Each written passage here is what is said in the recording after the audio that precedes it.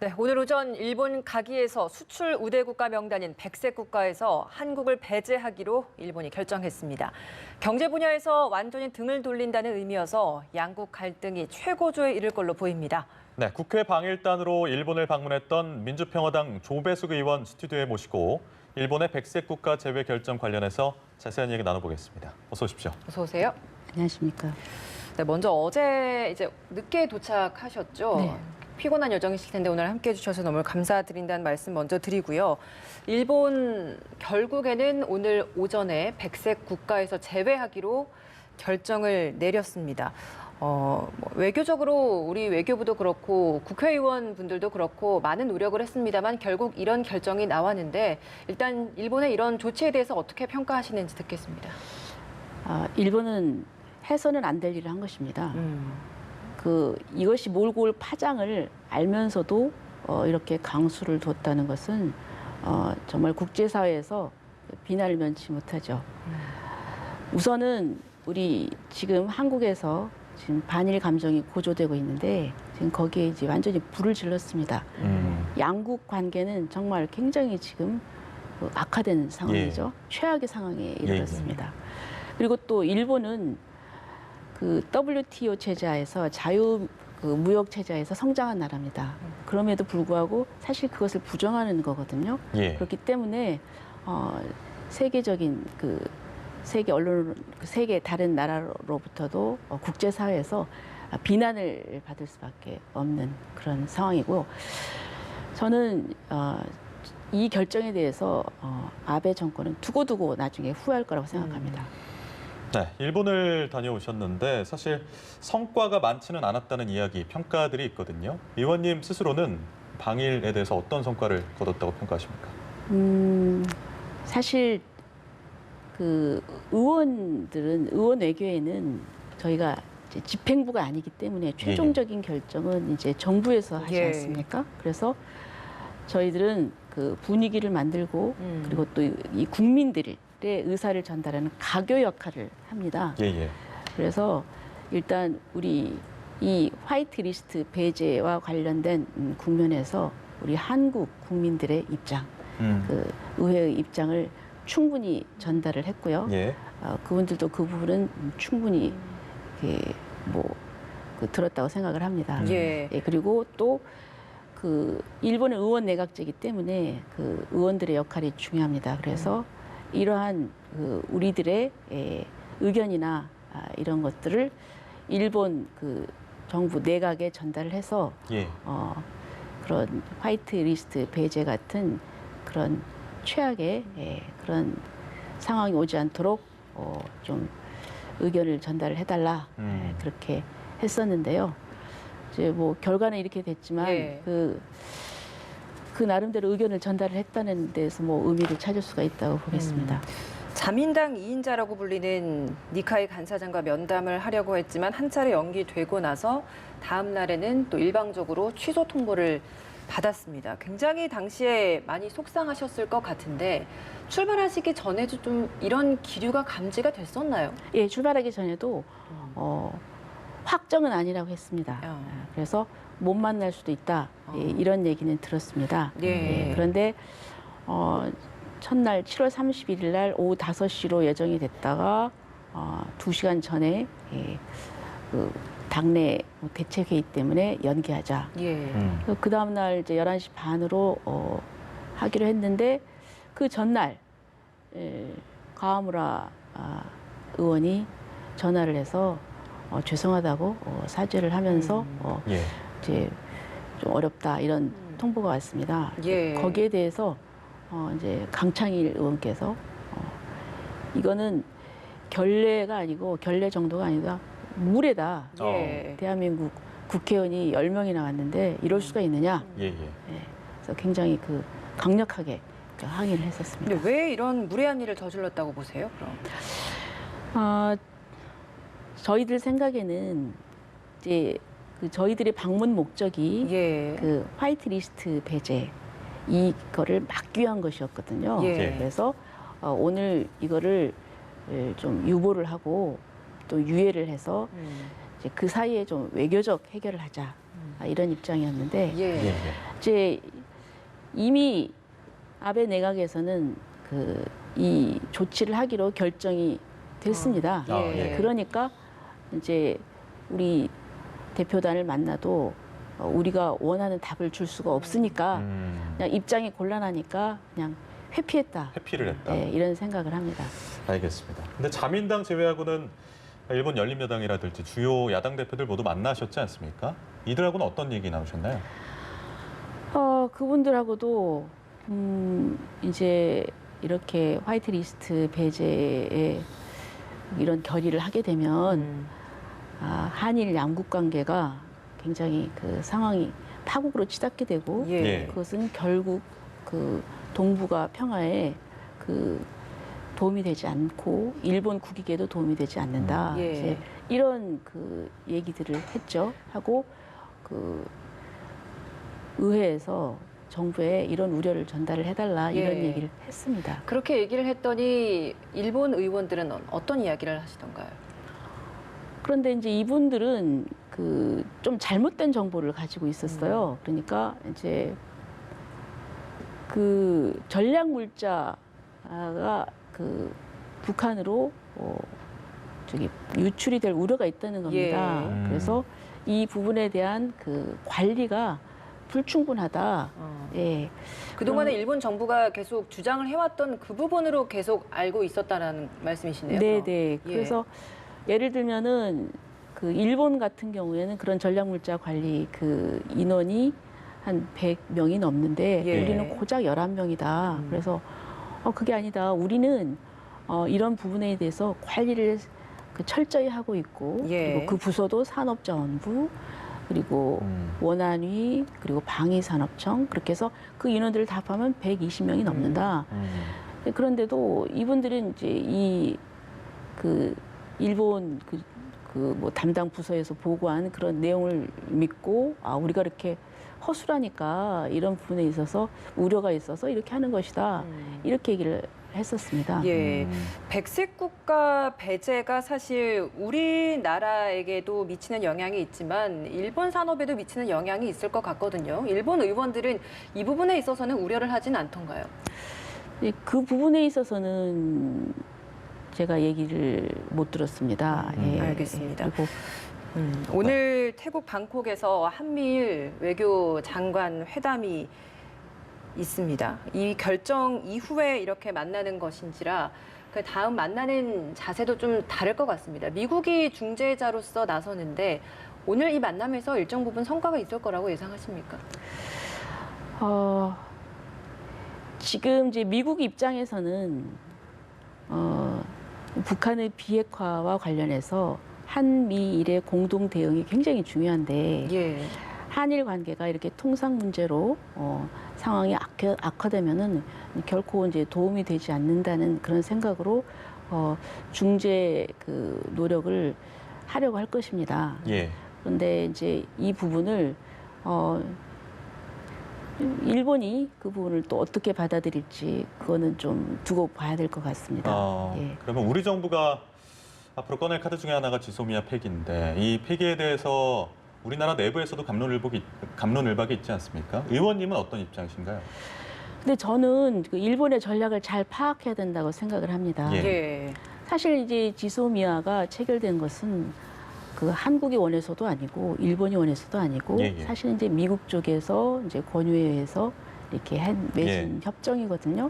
그리고 사실 이제 거기에 대한 평가도 좀 다릅니다. 이제 사실 지소미아로 인해서 몇 번 교류를 하다가 제 위안부 문제로 화해와 치유 이 재단이 해산되고 난 뒤에는 그 작년에 2번, 뭐 올해 2번이가 겨우 뭐 그 회의가 그렇게 뭐 거의 없다시피 하는 그런 상황이기 때문에 뭐 그게 무슨 필요가 있겠느냐 이럴 수도 있습니다.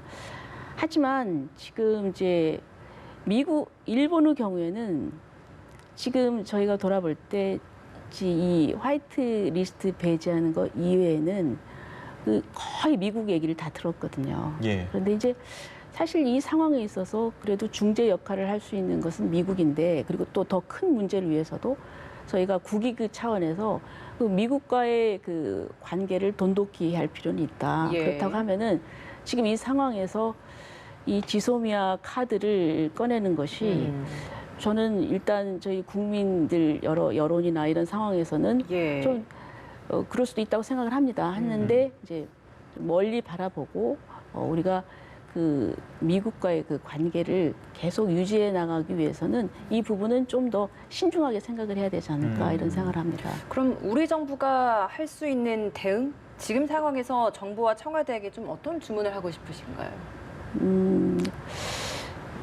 저는 일단은 사실 일본에 대해서는 예. 정말 강력하게 항의하고 규탄을 해야 된다고 생각합니다. 예. 그건 그 국제관계에서 있을 수가 없는 일이거든요.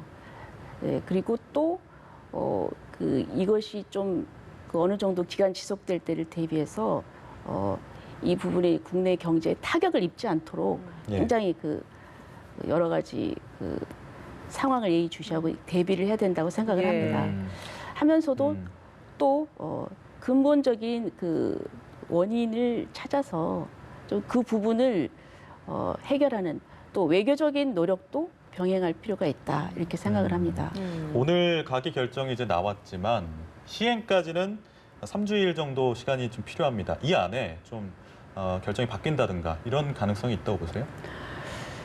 근데 이제 제가 그 일본 그 의원들을 만나서 예.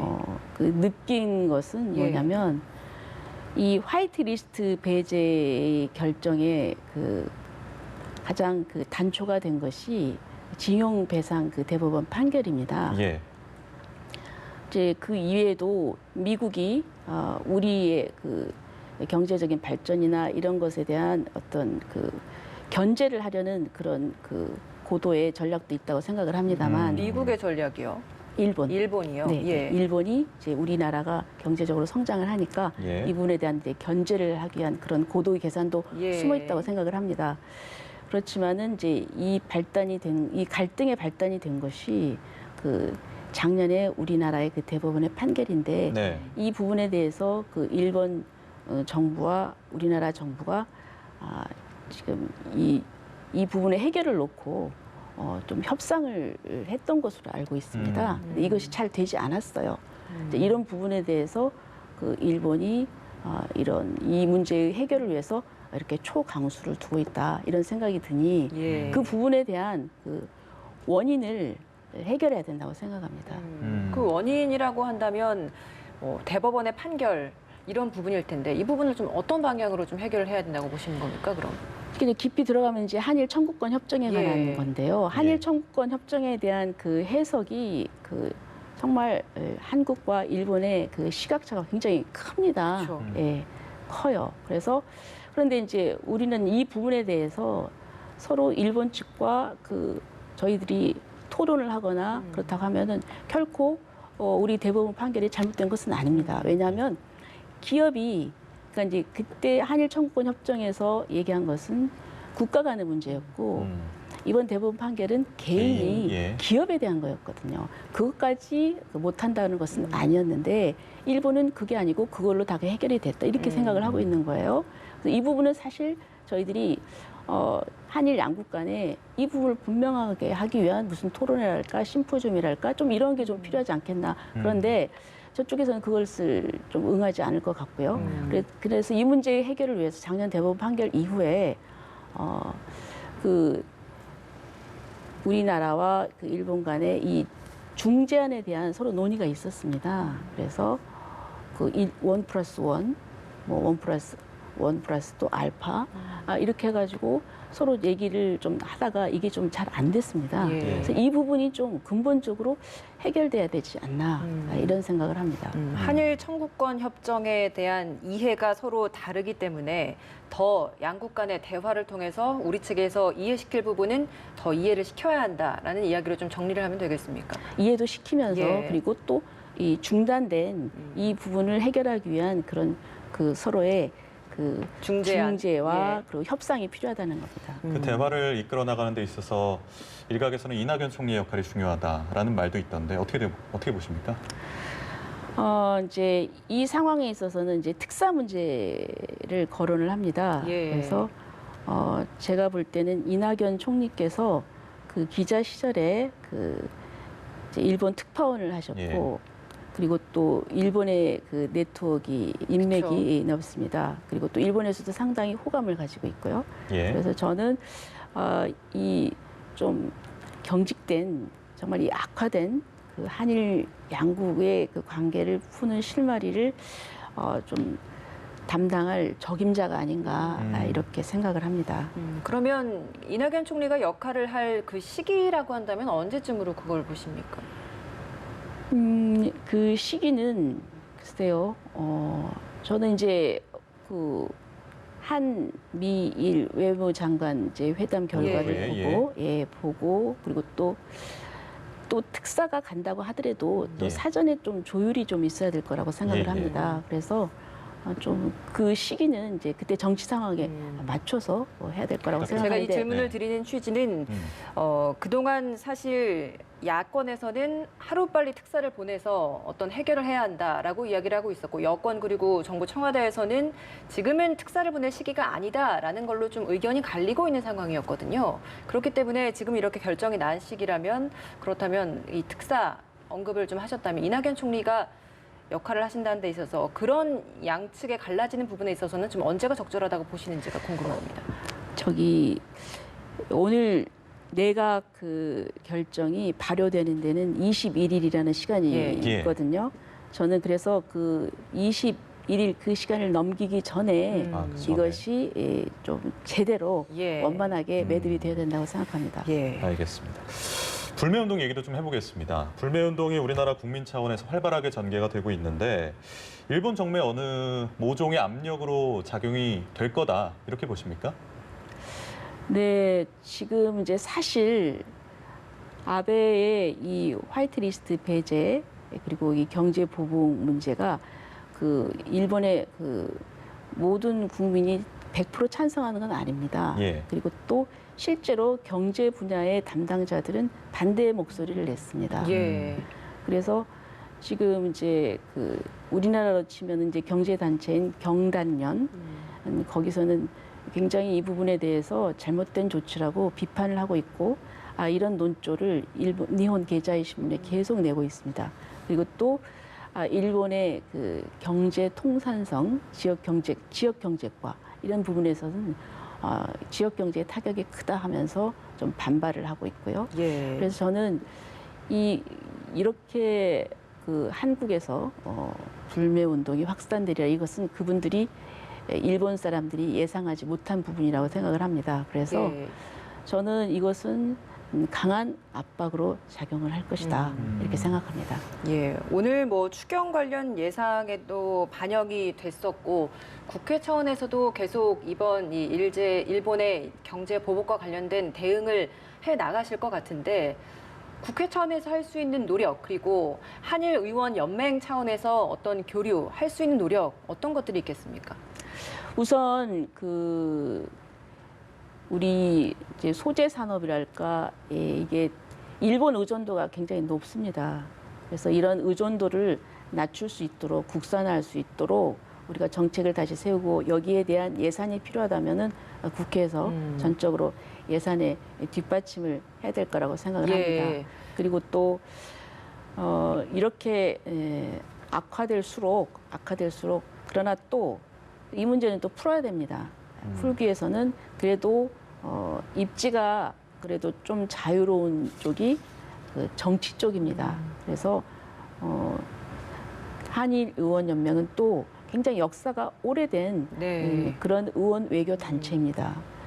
그래서 저희들이 일단 그래도 이런 그 악화 일로에 있는데 결국 이것을 풀기 위해서 저희들이 대승적인 차원에서 물론 저희들이 감정적으로나 이런 걸 하면은 정말 뭐 여러 가지 생각할 수 있는 조치도 많지만 그러나 우리는 좀 더 큰 미래를 보고 그리고 대승적인 차원에서 이 문제를 좀 풀어가는 그런 좀 성숙한 자세도 가져야 된다 이렇게 생각합니다. 네, 알겠습니다. 오늘 말씀 여기까지 듣도록 하겠습니다. 지금까지 조배숙 민주평화당 의원이었습니다. 고맙습니다. 고맙습니다.